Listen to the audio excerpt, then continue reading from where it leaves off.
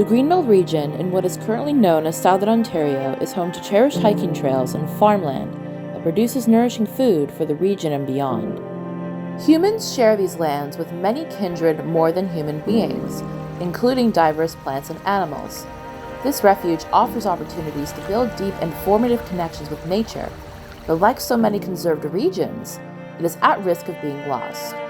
It wasn't until I started working on the Voices of the Greenbelt project for the nonprofit Shake Up the Establishment that I learned how vital this natural land is to our health, our well-being, and our response to the climate crisis. My name is Atreyu Lewis, and I'm an Indigenous, queer, trans, POC community worker who works at Shake Up the Establishment and is a student at McGill University. I'm in History and Indigenous Studies in third year, and I also am working on the Voice of the Greenbelt project, which will weave Indigenous and non-Indigenous voices into conversations of environmentalism, climate crisis, and social change. When I first entered McGill University, I knew I wanted to do advocacy that led to meaningful positive change for issues I care about. I began this journey by protesting alongside Indigenous land defenders, which also helped me to reconnect with my culture as an Indigenous mixed-race youth. I was inspired to learn more about how to engage in proper solidarity work, and so when I came across Shake Up the Establishment, I felt compelled to join because it was a leading example of how an organization can operationalize intersectionality as a social and political framework. This means recognizing that individuals' experiences in life are the compound result of systemic privileges and oppressions, and so our approach to addressing social issues must be equity-informed. It is so empowering to work amongst like-minded individuals. It wasn't until I joined Shake Up the Establishment that I felt like my voice was finally valued and heard. The everyday existence of regions like the Greenbelt is always at threat of being lost by the shifting political powers. These abundant and rich protected areas are always sought after by those who wish to develop them. Developing on these protected lands in the name of expanding housing, commercial enterprises, or otherwise may lead to further expansion of urban sprawl, which is the growth of suburban neighborhoods outside the metropolitan core and the spread of housing horizontally instead of vertically.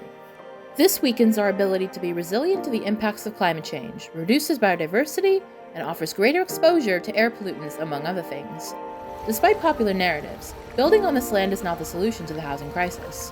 However, these days, profits are prioritized over protecting the bountiful and magnificent regions within the Greenbelt.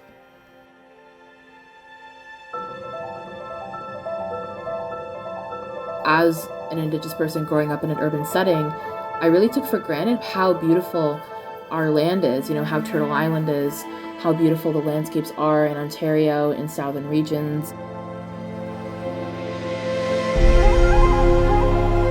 I think it's more important now than ever for youth, particularly Indigenous youth, to have opportunities to build relationships with the land and all that it offers to us.